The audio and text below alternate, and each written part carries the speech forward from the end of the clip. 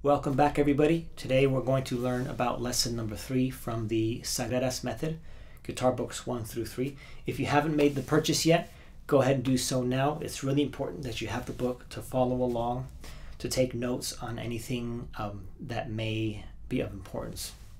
Well, hopefully everything I say is important, right? Okay, so lesson number 3.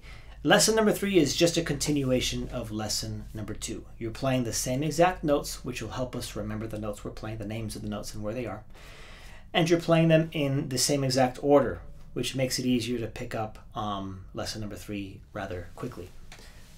What's different is lesson number 3, you're playing each note 4 times instead of 1 time. In lesson number 2, we were playing whole notes. Whole notes have a duration of 4 counts. So you were playing once, you were counting to 4, and then you were playing what came next. For example, 1, 2, 3, 4, 1, 2, 3, so on and so forth. You were counting, and you were moving on only after you finished all 4 counts. In lesson number 3, we are playing quarter notes. Now, quarter notes, in case you don't remember from lesson number 1, quarter notes each receive 1 count. So if a whole note receives 4 counts and a quarter note receives 1 count, that means we can put 4 quarter notes within the same duration as a whole note. Luckily for us, each measure has 4 counts as indicated by our time signature, right? Common time means 4/4. 4/4 means 4 counts per measure. All right, now, having said that, we're going to start on C. If you don't remember where C is, I'll go ahead and show you. Here it is, right here. Notice my fingers curled. Notice I'm using my fingertip as opposed to my fingerprint. Okay? Fingertip, not fingerprints. Fingertips, not fingerprints. That's a good one. I think I'm going to remember that. Make sure your thumb's not way up here. And then for your right hand, you want to make sure that you're alternating index, middle, and it says very clearly in the music, I am for that. What's not in the music, by the way, for lesson number 3 is the fingering for the left hand. You will not see a 0 next to the note, or a 3 next to the note, or a 2 next to the note. If you need to go back and reference lesson number 2, you can. It's literally right above lesson number 3.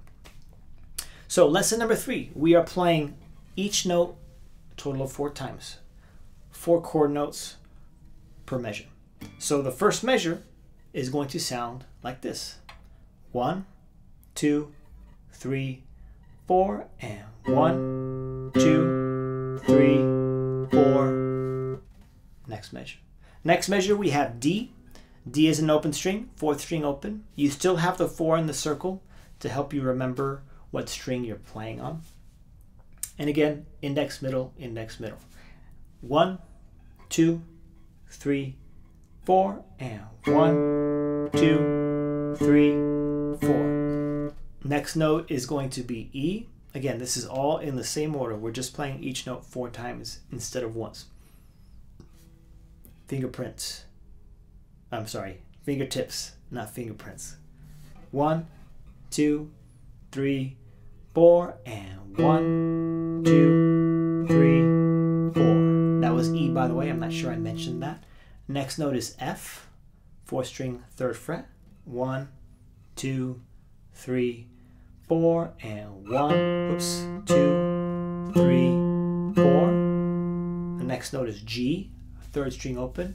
In case you forgot, there is a number 3 in a circle, which tells you that that note is going to be on the 3rd string. And again, that dotted line telling you all of those notes are on the 3rd string. 1, 2, 3, 4, and 1, 2, 3, 4. And then we go back to F, and we go back to E, we go back to D, and we go back to C, and we're done. When we get to the last note, by the way, the last note is a whole note. A whole note is 4 counts. So when you play that C at the end, you're going to count to 4 before you stop the note. 1, 2, 3, 4, and stop. Not any time before that. Okay, so what is the purpose of this lesson if it's almost identical to lesson number 2? Well, 2 big ones. Because you're playing the same notes in the same order, it's going to help reinforce your knowledge of the notes, both on the guitar, C, D, E, F, G.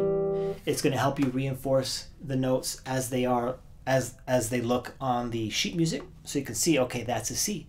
Okay, that's a D. That's a E. Just constant exposure. And it'll help you gain more mastery of your index and your middle finger, your technique for your right hand. Always alternating as opposed to always using your index or always using your middle finger. You can also play this with free strokes and rest strokes. Again, I mentioned this in the previous lesson. Most of these lessons he wants you to play with rest strokes as indicated by that articulation marking. Obviously, you can play them as free strokes as well. I encourage you to play the lesson both with free strokes and with rest strokes. Don't mix them up though. Play the whole lesson with free strokes or play the whole lesson with rest strokes. And the last thing is, as you continually play the lesson, you're going to start to notice yourself speed up. Just make sure that as you speed up, you're not making any mistakes. And that leads me to my final point. Your practicing session will be much more improved if you have with you something called a metronome. Now, a metronome is something that we use. It's a device that we use to keep time. Back in the day, they were dials, electronic big bricks with a dial you turn to change the tempo. And before then, it was a spring. You'd wind it up, you'd hit the little piece of metal with a weight on it, and it'd go back and forth. Nowadays, it's just on your phone. You just download it onto your phone. Again, it's called a metronome. Metronome, M-E-T-R-O-N-O-M-E. Download one. And all you do with the metronome is you set it to a specific tempo. It's just a number.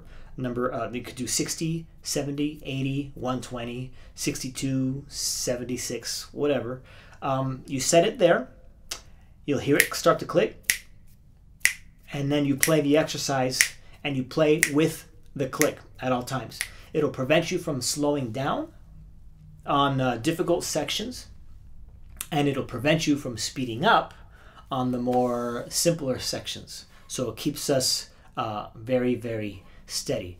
We also can use this metronome not only to keep a steady tempo, but we can use it to see our progress. So let's say we were playing lesson number 3 at a tempo of 60, right? So we play, I'm gonna guess tempo 60 is around here.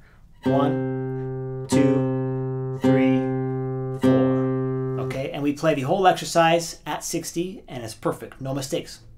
Great. Let's go ahead and move the metronome to now 62, or maybe 64, or 66 if you're feeling so inclined. Doesn't matter. Now you play it a little bit faster. You let the metronome go, and now you play it a little bit faster. 1, 2, 3, 4. If you make a mistake, okay, that's all right. Try again. If you make a mistake again, you might want to step back and move it back down to the tempo you were at, or don't jump up so high, don't jump up to such a fast tempo. Maybe go somewhere in the middle. Once you can play the exercise a few times without any mistakes, you go ahead and make it a little bit faster, but not too fast, okay? Now, this is where a lot of the discipline and the patience comes in, and where a lot of potential students end up putting the guitar down and not picking it up again. You have to learn to discipline yourselves and be patient, because there will be frustration for some of you, for everybody. We all get frustrated when we come across something that's challenging.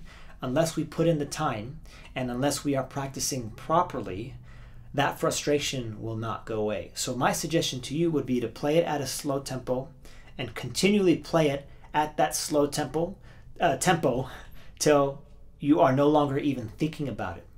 And then move it up. Play it there a whole bunch of times until you're no longer thinking about it. Move it up, rinse, and repeat. Do not try and speed it up too much, because then you'll be making a bunch of mistakes. And if you continue to do that, what you'll end up doing is you'll end up practicing those mistakes, which is horrible. That's a bad position to be in. Better to start with a solid foundation and very slowly work your way up. It'll relieve a lot of the frustration and anger that may come about from the constant mistakes. And That's my advice to you. So go ahead and practice lesson 3 on your own. You know what? Let's play the whole thing once. I don't believe we did that. If we did, let's just do it again. From the beginning, all the way through, without stopping. You can look at your hands if you have to. At some point, you won't have to look at your hands. At some point, you can just look at the music. Really important, though, that when you're playing the notes, you are saying the notes as you play them at least once. And I'll do that for you for this last time through. All right? Lesson number 3 on the count of 4. 1, 2, 3, 4, and C. 2, 3, 4. D. 1, 2, 3, 4. E. 1, 2, 3, 4. F. 1, 2, 3, 4. G. 1, 2, 3, 4. F. 1, 2, 3, 4. E. 1, 2, 3, 4. D. 1, 2, 3, 4. And C. 2, 3, 4. And stop. Remembering that the last note is a whole note. All right? Excellent.